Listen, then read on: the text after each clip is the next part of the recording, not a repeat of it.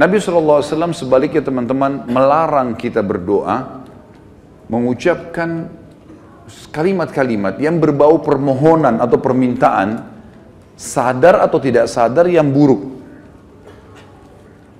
Kata Nabi SAW dalam hadis Bukhari, janganlah seseorang di antara kalian mengucapkan kalimat doa, permintaan, atau munajat, atau penyampaian sesuatu kepada Sang Pencipta yang buruk, baik buat dirinya, baik buat keluarganya, baik buat hartanya, karena jangan sampai malaikat lewat dan mengiyakannya. Misal, orang bertengkar suami istri, kemudian dia mengatakan, saya berharap tidak akan bersama sama kamu lagi. Dia nggak sadar kalimat ini bisa jadi doa. Walaupun dia dalam kondisi emosi. Tidak boleh orang, saya pernah sampaikan kalau masalah anak-anak, kamu nakal sekali. Atau mungkin dia ucapkan tentang rumahnya, kendaraannya, sial tempat ini. Panas, tidak beruntung tempat ini. Atau bahasa apalah.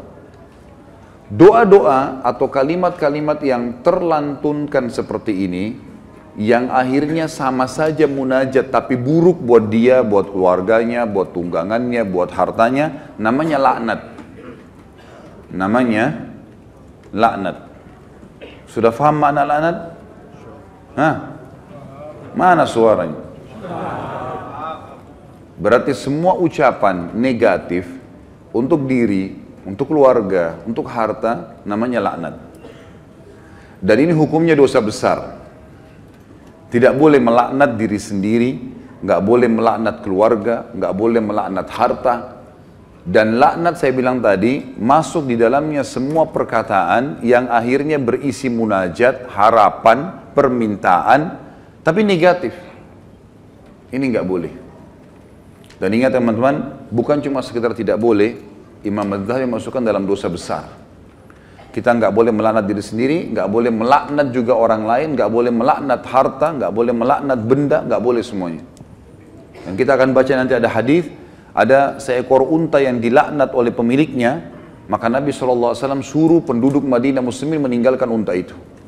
Jangan ada yang sentuh lagi unta itu, karena sudah dilaknat oleh pemiliknya. Hanya karena pada saat pemiliknya nunggangi dia, kaki unta ini kesentuh batu, akhirnya dia hampir jatuh. Mungkin kalau kita naik mobil atau motor sekarang, tiba-tiba ada yang ugal-ugalan, lalu kita rem tiba-tiba. Kadang-kadang ada orang kalau kurang berzikir teman-teman, tidak biasa lisannya berzikir, yang keluar semua kata kotor nantinya. Tapi kalau orang biasa berzikir, oh subhanallah, Allahu Akbar, dia berzikir, lain. Itu positif, karena dia sudah terbiasa berzikir, maka keluar kalimat itu. Atau tabrakan tiba-tiba, na'udzubillah. Tapi kalau dia tidak biasa, maka otomatis keluar kalimat-kalimat yang tidak baik. Dan itu bisa jadi doa buat dia atau buat orang lain. Nah kalau buruk, berarti namanya laknat, dosa besar. Jelas ya? Ini judulnya. Judul dosa besar 39 adalah melaknat. Saya akan bacakan Imam Madzhabi mengangkat dalil-dalilnya teman-teman sekalian. Di antaranya adalah hadis riwayat Bukhari Muslim, hadis yang sangat ringkas, pendek, padat sekali. Dan sebagian ulama mengatakan dari hadis ini sudah cukup sebenarnya setiap mukmin punya pengontrol dalam bermuamalah dengan dirinya atau orang lain. Pendek sekali bunyinya, kata Nabi SAW, la'nul mu'mini kaqatlihi. Melaknat seorang mukmin adalah seperti dosa membunuhnya. Seperti dosa membunuhnya. Jadi kalau kita lagi jengkel sama seseorang, selama dia muslim, kalau kita ucapkan kalimat itu, maka akan kena. Dalam sebuah hadis yang lain apa? Kalau seandainya ada orang melaknat orang lain, maka laknat itu akan naik ke langit. Kemudian tidak diterima di langit. Lalu Allah memerintahkan laknat itu, doa buruk tadi, kembali ke dunia. Kalau orang yang disebutkan padanya laknat berhak mendapatkannya, memang dia orang pelaku itu, maka akan kembali padanya. Tapi kalau tidak, maka akan kembali pada pengucapnya. Jadi pengucapan doa buruk bisa kembali kepada pengucapnya, kembali kepada kita, na'udzubillah. Kecuali keadaannya teman-teman, memang kita dibolehkan melaknatnya secara syar'i, seperti orang melaknat iblis, melaknat atau mengutuk orang-orang kafir yang sengaja memerangi kaum muslimin, seperti di kancah peperangan, Ada orang kemudian menyerang muslimin dan menyakiti muslimin, lalu kita mengatakan semoga Allah membinasakannya. Sama kan laknat itu. Tapi di sini babnya terbuka, pintunya terbuka, ya. Karena memang dibolehkan secara syar'i. Kalau orang hanya pelaku maksiat teman-teman, tidak boleh dilaknat. Apalagi kalau dasarnya orang ini orang mukmin yang tidak bermaksiat. Seperti pernah ada seorang yang berzina di zaman Nabi SAW lalu dirajam, dilempar batu. Lalu ada seorang sahabat berteriak mengatakan semoga Allah melaknatmu. Kenapa? Karena dia berzina. Dan memang nyata, kepergok, lagi dihukum. Berarti orang lagi buat maksiat kan? Sama kalau kita orang lagi mabuk misalnya di pinggir jalan. Tetap nggak boleh dilaknat teman-teman. Lebih baik kita ucapkan apa? Jangan kita bilang semoga Allah binasakanmu. Mudah-mudahan mobilmu tabrakan. Nah, ini nggak boleh kita ucap. Ya Allah berikan hidayah. Karena pengucapan ini laknat tadi. Kalau tidak kembali ke dia dan memang tidak akan kembali ke orang-orang ini. Kecuali tadi yang saya bilang orang yang dikhususkan. Iblis, syaitan, ya, orang-orang kafir yang menyakiti muslimin. Ada memang pintu-pintunya saja.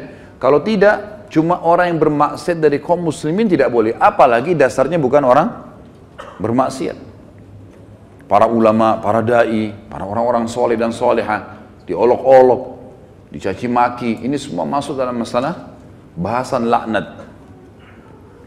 Melaknat orang mukmin maka lebih berat atau bahkan sama dengan membunuhnya. Kita tahu membunuh dosa besar. Sebagaimana sudah kita bahas juga di dosa besar kita yang kedua, masalah membunuh adalah dosa besar dan itu sangat berat. Dan membunuh orang mukmin teman-teman sekalian, itu dalam ayat Al-Quran disebutkan termasuk yang diancam kekal di neraka selain kekafiran, kemunafikan, kemusyrikan, juga dalam membunuh mukmin secara sengaja. Ini ada ancaman kekal di api neraka, gitu kan? Dan ini masih khilaf di antara ulama memang, tapi umumnya ulama mengatakan zahir hadis ayatnya begitu. Wa may yaqtul mu'minan muta'ammidan fajazaohu jahannam khalidina fiha. Siapa yang bunuh orang mukmin, maka dia akan disiksa atau dikekalkan di dalam api neraka, yang itu ada di dosa besar nomor 2. Maka dia akan dimasukkan ke dalam api neraka dan dia akan kekal di dalamnya. Maaf, sebentar saya pastikan lagi.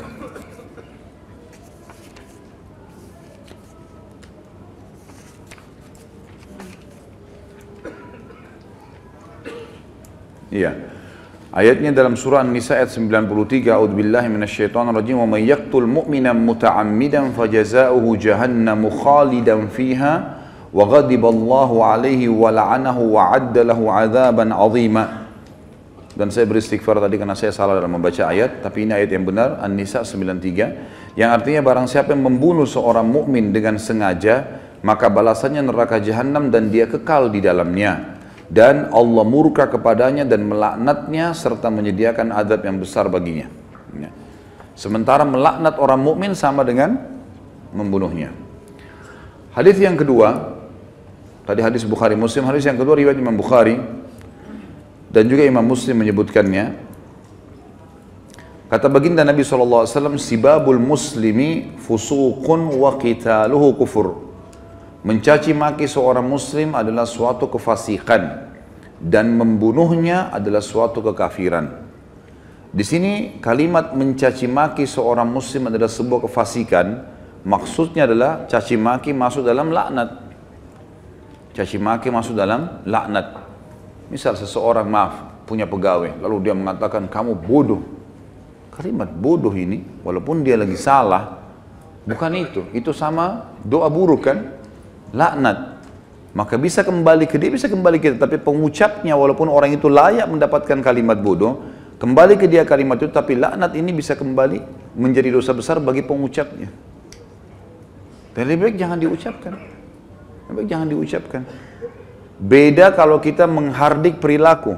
Misal gini, ada orang melakukan perbuatan yang ngawur dia melakukan perbuatan yang orang tidak lakukan. Misal mobil lagi sangat kencang, kemudian dia tiba-tiba berjalan di tengah jalan, seperti menunjukkan sebuah atraksi atau kehebatan gitu kan.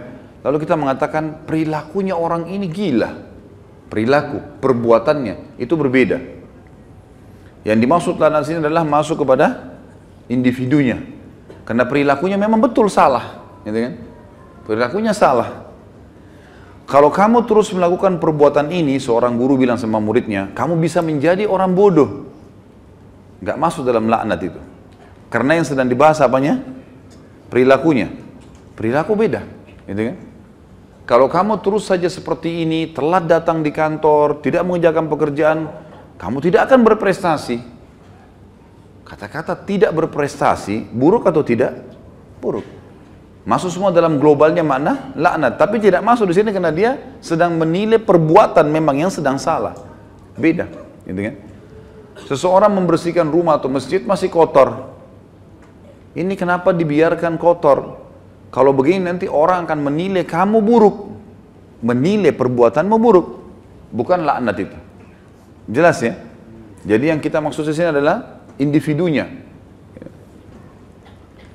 Mencaci maki di sini masuk di dalamnya adalah kefasikan dan membunuhnya adalah sebuah kekafiran. Kemudian dalam hadis Muslim dari Rasulullah SAW bahwasanya beliau bersabda di dalam hadis yang diriwayatkan Imam Muslim juga, la yakunu la'anu syufa'a wala syuhada yaumal qiyamah. Orang-orang yang gemar melaknat, lidahnya suka mengucapkan kata-kata buruk. Termasuk yang teman-teman ya, saya sering dengar orang bercanda sama temannya, ucapkan nama binatang, ya. Panggil nama binatang, panggil kata-kata buruk, ya.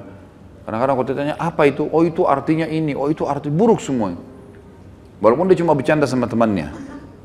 Di sini dikatakan orang yang suka melaknat, lisannya suka diucapkan kata-kata negatif begini untuk dirinya, untuk orang lain, untuk kendaraan, untuk tunggangan, harta dan seterusnya, tidak akan bisa memberi syafaat. Dan syafaat adalah pertolongan. Saya pernah tekankan teman-teman, syafaat itu akan didapatkan bagi kalau manusia biasa kayak kita, kalau timbangan amal kita sudah lolos. Kalau kita sudah ditimbang amal baik, amal buruk, lalu amal baik kita lebih banyak, maka kita akan bisa memberikan syafaat orang lain. Sebagian ulama mengatakan, sesuai dengan kadar lebihnya, pahalanya dia. Misal pahalanya 10.000, dosanya 100. Maka lebihnya, selisihnya dia bisa membantu orang sejumlah itu, tapi bukan diambil pahala dia, cuman kadarnya saja. Ini ulama ambil daripada hadis Nabi SAW yang berbunyi, sesungguhnya akan ada dari umatku yang bisa memberikan syafaat sejumlah suku Mudar. Suku Mudar adalah suku Arab yang sangat banyak jumlahnya, gitu kan? Ada orang kena banyak sekali amal solehnya, dosanya sedikit, dia lolos, kemudian dia bisa memberikan pertolongan sampai satu suku, gitu kan? Lalu lanjutan hadis kata Nabi SAW, dan ada juga di antara umatku yang akan saking besarnya dosa yang dia lakukan, yang akan membesar di neraka sampai dia sendiri menjadi salah satu sudut neraka itu. Tapi saksi bahasan kita potongan pertamanya. Orang yang suka melaknat teman-teman tidak boleh memberi syafaat. Sebagian ulama mengatakan syafaat di sini masuk dunia dan akhirat. Artinya kalau ada orang mau merekomendasikan orang lain, tidak layak dia bisa memberikan rekomendasi kalau dia sendiri suka melaknat, suka menghardik, suka mencaci maki, suka menyalahkan, ya, mendoakan yang buruk. Dan juga dia tidak akan menjadi saksi untuk umat-umat yang lain yang disampaikan risalah pada mereka pada hari kiamat. Karena nanti kita akan menjadi saksi hari kiamat. Nanti dalam sebuah hadis dikatakan Nuh alaihissalam didatangkan oleh Allah di mahsyar bersama dengan kaumnya, lalu Allah tanya, hai Nuh, kau sudah sampaikan belum apa yang saya perintahkan? Kata Nuh, sudah ya Allah. Tanya kaumnya, apakah Nuh sudah dakwakan kalian? Enggak pernah Nuh datang kepada kami. Lalu kata Allah SWT kepada Nuh, siapa saksimu Nuh? Dia bilang Muhammad dan ke umatnya. Dipanggillah Nabi Muhammad SAW dengan kita semua memberikan syafaat, ya. Kita memberikan kesaksian, kesaksian bahwasanya betul Nabi Nuh sudah menyampaikan dan kami terima dalam Al-Quran dari surah Nuh engkau turunkan ya Allah. Jumlahnya sekian ayat, lalu ayat-ayatnya ditilawakan sehingga kaum Nuh tidak bisa membantah. Karena apa yang mereka lakukan Allah sudah sampaikan dalam Al-Quran. Nah, orang yang suka melaknat tidak bisa ikut-ikutan memberikan kesaksian. Tentu ini sebuah kebanggaan pada hari kiamat, ya. Karena kita bisa jelas, oh ini umat Muhammad, umat yang terbaik, karena kita umat terbaik. Sebagaimana sabda Nabi SAW dalam sebuah hadis yang sahih yang lain, tidak ada satupun umat sebelum kalian kecuali berharap menjadi kalian, gitu kan? Karena besarnya fadilah kita sebagai umat Nabi Muhammad SAW. Nabi SAW juga mengingatkan agar setiap muslim tidak boleh memilih teman yang suka melaknat atau lisannya suka mengucapkan kata-kata yang tidak baik. Nah, itu disebutkan di dalam riwayat Imam Muslim. Kata Nabi SAW, la yanbaghi li sadiqin an yakuna la'anan. Tidaklah patut bagi seorang teman menjadi seorang tukang laknat atau suka melaknat. Kita sudah tahu kalau kita ketemu kemudian dia suka mencaci maki atau ucapkan kalimat buruk buat dirinya kah, buat orang lain kah, gitu kan? Itu semua buruk. Ya, ini buruk teman-teman sekalian. Sama dengan yang saya lihat orang sering sebut di Jakarta lata, sembarangan ucap-ucapan. Dan ini saya, Allahu a'lam, saya pribadi melihat, mungkin saya salah ya, tapi saya melihat ini mungkin karena dibiasakan saja. Dianggap bahan bercandaan awalnya, lama-lama jadi kebiasaan dia. Lama-lama, karena ini kalau kita tanyakan di teman-teman medis mungkin tidak ada penyebabnya ini. Bukan orang yang gila. Jadi dia cuma karena menganggap lucu, dia anggap juga orang-orang anggap dia jadi lucu, jadi ngucapin kata-kata yang tidak baik. Ini juga masuk. Kalimat-kalimat buruknya bisa jadi laknat karena orang yang tidak dihitung, tidak dihisab oleh Allah hanya anak kecil sebelum balik, orang gila sampai sadar, gitu kan? Dan juga orang tidur sampai dia bangun. Selain daripada ini akan dihisab oleh Allah Subhanahu wa taala. Orang mukmin secara umum yang dihasankan hadisnya oleh Imam Tirmidzi, dilarang juga menjadi orang yang suka melaknat, menyalah-nyalahkan, berkata-kata buruk, menyakiti orang lain sebagaimana sabda beliau sallallahu alaihi wasallam, laisal mu'minu bit-ta'an walal la'an walal fahish walal badhi. Bukanlah seorang mukmin yang sejati orang yang suka mencelah, yang gemar melaknat, yang suka berbuat keji dan suka berkata kotor atau menyakiti orang lain. Itu orang mukmin tidak usah. Bahkan saya sudah pernah ajarkan teman-teman, kalau kita diajak ribut, diajak bertengkar, wa idza khatabahumul jahiluna qalu salama. Kamu begini, kamu begitu. Sudahlah, tinggalkan saja. Enggak usah ikut-ikutan. Karena dua orang yang bertengkar, dua-duanya jadi jelek mukanya. Kenapa antum mau ikut-ikutan jadi jelek seperti dia? Karena kita manusia, ada emosi. Kalau lagi bertengkar dengan orang, enggak usah baca WA-nya, enggak usah baca SMS-nya. Enggak usah dilihat. Baca Al-Quran, berzikir kepada Allah, doain supaya dapat hidayah.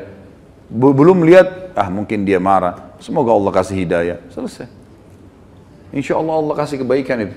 Nanti Allah perbaiki. Gitu. Daripada ikut-ikutan. Ya. Karena dia buruk, kita buruk. Dia melaknat, kita bisa melaknat. Dua-duanya hanya kena keburukan. Dan kata Nabi SAW, kalau dua orang sedang bertengkar, maka laknat Allah turun kepada yang memulainya.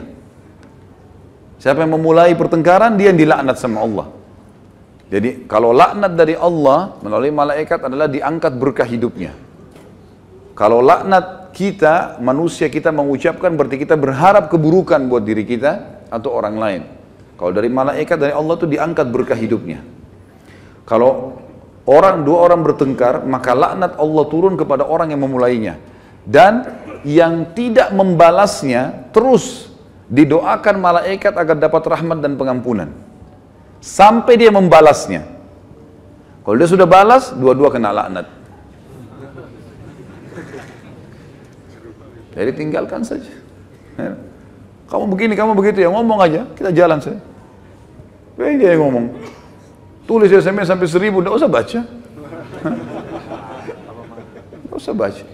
Kita baca, wah dia begini, balas lagi, habis umur gitu, untuk apa? Kita kalau balas SMS, balas WA begitu bertengkar itu sudah bisa satu surah Al-Quran dibaca. Satu huruf 10 pahala. Benar nggak? Amalin ya. Jangan cuma benar-benar tapi. Contoh realita lapangan, banyak orang begitu. Jadi jangan buang-buang waktu, nggak ada gunanya. Orang mukmin itu tidak suka mencela, memang tidak gemar, dia tidak mau. Nggak usah ribut-ributan. Kita jelaskan pada saat perlu. Kalau ada pun orang teman-teman, ada dosa besar nanti yang kita bahas masalah tidak boleh berdebat. Kalau hal-hal yang kita anggap perlu berdebat, menjelaskan argumentasi dan ada manfaat, sampaikan. Nggak ada manfaat, nggak usah. Kalau diajak dialog kemudian kita nanti jelaskan juga sama saja, nggak ada perubahan dan kita tahu ini sebenarnya salah, untuk apa kita berdebat? Gak ada gunanya kan? Gak ada gunanya. Pernah salah satu ulama di Madinah didatangi oleh seorang syekh Syiah dari Iran di musim haji, waktu kami masih mahasiswa di sana. Diajak berdialog, kami mau berdialog.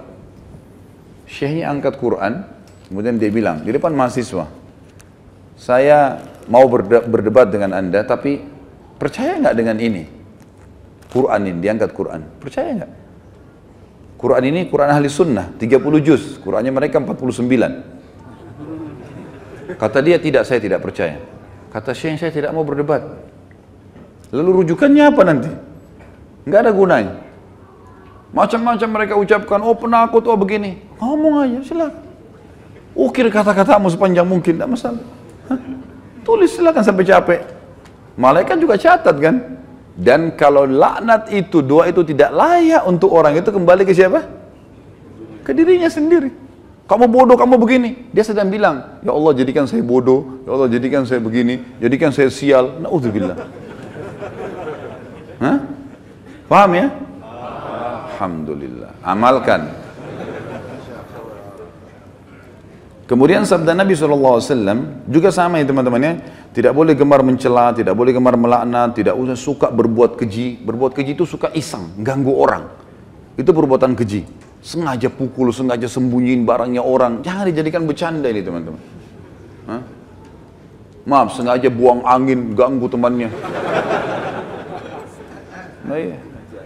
Kemarin orang nanya di bahasan saya di Bulughul Maram, Ustadz bagaimana saya ini suka tidak bisa tahan diri, selalu keluar angin. Bagaimana hukumnya? Boleh nggak tahan kalau saya lagi sholat? Saya bilang sebelum saya jawab saya bilang gini, ini adalah sebuah hal yang dibiasakan. Coba kalau antum biasakan teman-teman tidak buang angin sembarangan. Maaf saya bahasakan ini, antum tidak akan terbiasa di depannya orang. Bahkan subhanallah kita akan melepaskan angin itu di tempatnya saja, di WC. Yang lainnya tidak pernah. Ada orang enggak, bercanda. Pegang kuping temannya, bunyi kentutnya. Oh iya, bercanda dia membuat temannya ketawa. Duduk sama istrinya, istri dikentutin sama dia. Kenapa ini? Dianggap bercanda, jangan. Nanti akhirnya jadi kebiasaan. Nanti antum biar depannya tamu juga begitu. Jadi nggak bisa tahan, gitu kan? Saya pernah menghadiri, mengunjung rumah orang itu. Jadi tuan rumahnya duduk sambil ngobrol sambil kentut gitu.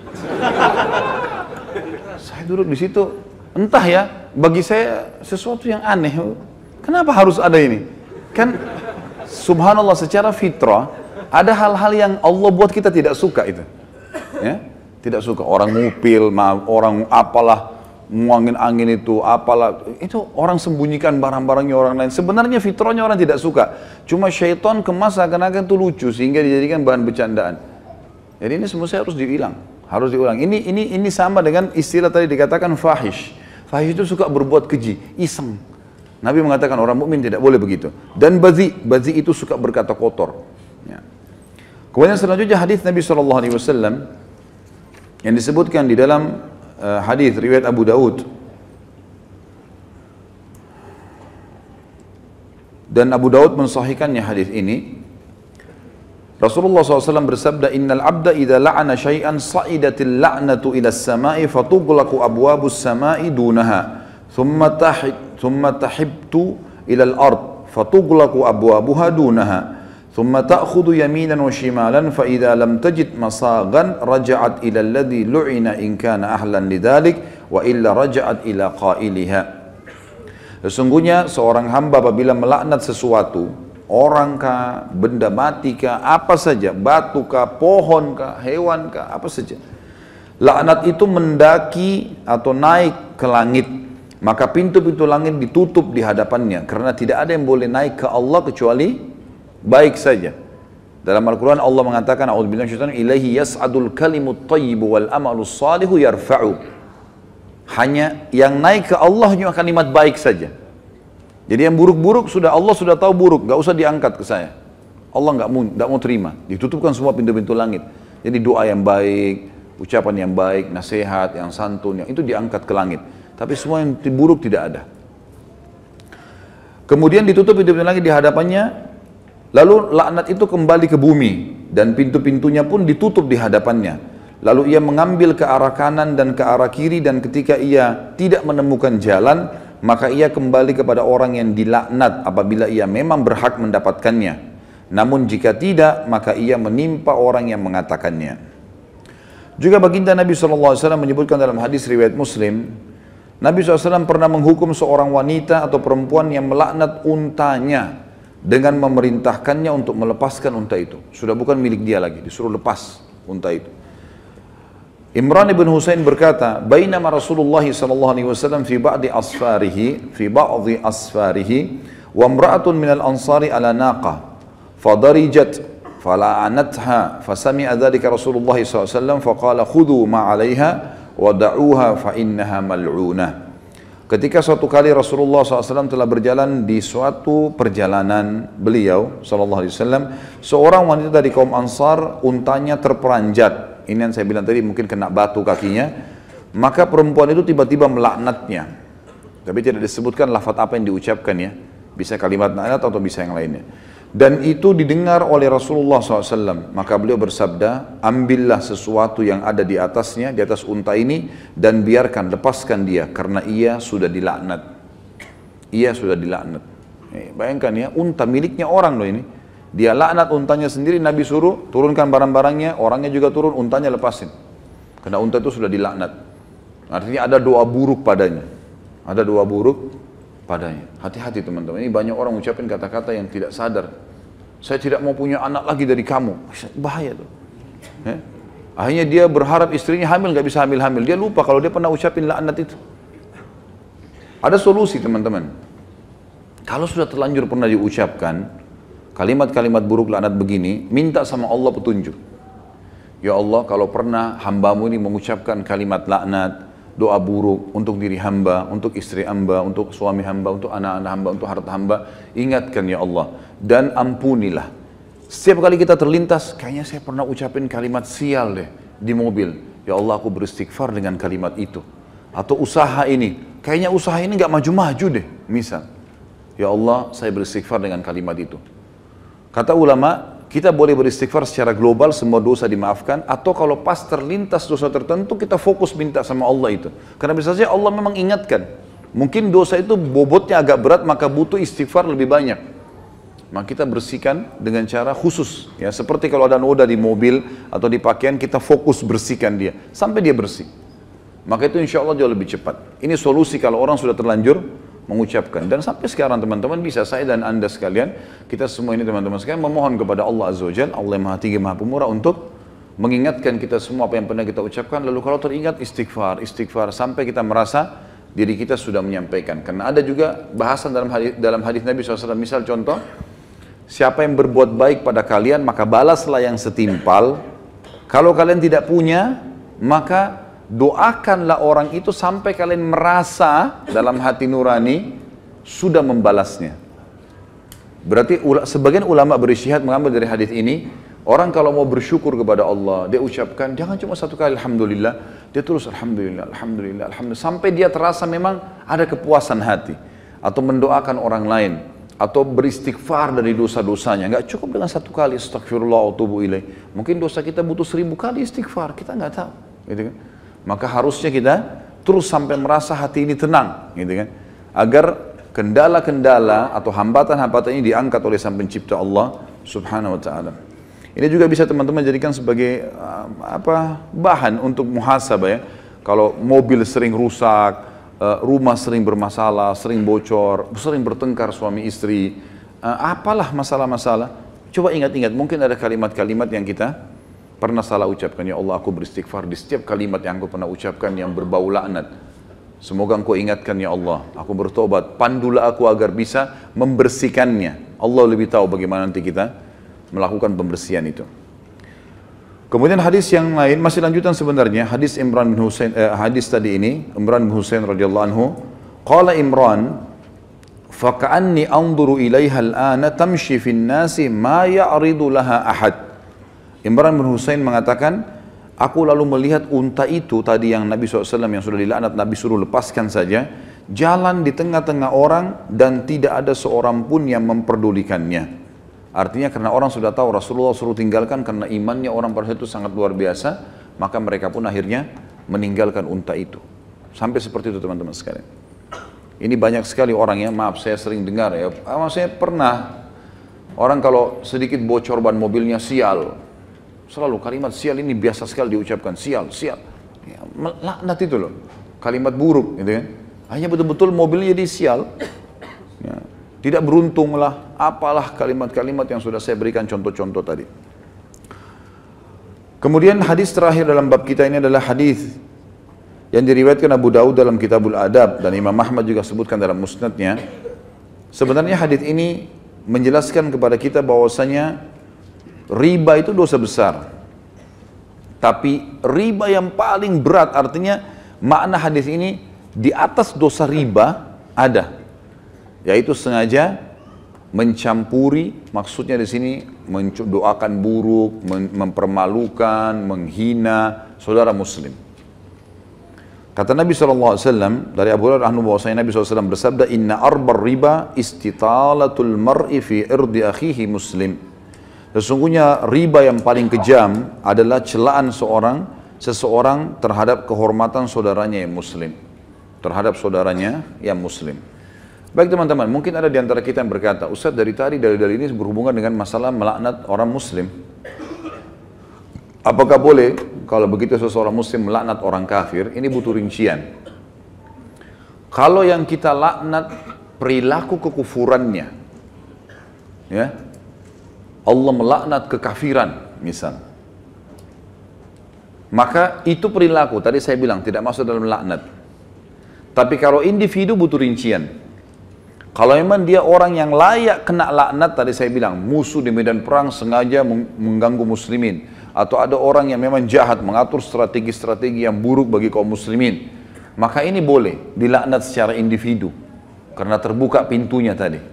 Tapi kalau orang non muslim tidak ada hubungannya, baik tetangga kita atau kerabat kita, dia cuma bekerja, teman kantor, hidup sesama kita di negara, nggak buat masalah apa-apa. Dia jalan dengan lakum dinukum waliyadin, dia jalan dengan prinsipnya sendiri, maka ini teman-teman sekalian tidak boleh dilaknat. Berlaku hukum tidak boleh dilaknat, sebagaimana tidak boleh dirampok, tidak boleh didolimi, tidak boleh digibah, ya, tidak boleh dicaci maki, nggak bisa sama sekali. Ada sebuah hadis yang berbunyi, hadis riwayat Bukhari Muslim, pada hari kiamat nanti kata Allah Subhanahu wa taala, tidak layak penghuni surga masuk ke dalam surga sementara masih ada hak ahli neraka padanya. Ahli neraka berarti ada orang kafir di situ. Kalau misal seseorang sudah mau masuk surga, pahalanya 10.000. Ternyata timbangan dosanya lebih sedikit. Tapi ada ternyata hak orang-orang kafir pun yang pernah, misal dia ghibah atau ada pegawai non muslim lalu kena, non muslim gak usah kasih gaji, misal. Tetap kata Allah, tidak boleh dia masuk ke dalam surga sebelum haknya ini diambil. Dia tidak dikasih pahala kalau orang kafir, tapi kadar pahalanya si muslim ini dikurangi. Misal bobotnya 700 ya, dikurangi 700. Dan itu mengurangi derajat dia di surga. Jadi kalau orang kafir yang tidak ada masalah, jangan ada hubungannya teman-teman sekalian. Kembali kepada hadis Nabi SAW, khairun nasi anfa'um linnas. Orang muslim yang paling baik, orang muslim yang paling bermanfaat bagi manusia secara umum. Allahu a'lam. Jelas ya? Baik. Subhanakallahumma bihamdika asyhadu an la ilaha illallah astaghfirullah wa atubu ilaik. Wassalamualaikum warahmatullahi wabarakatuh.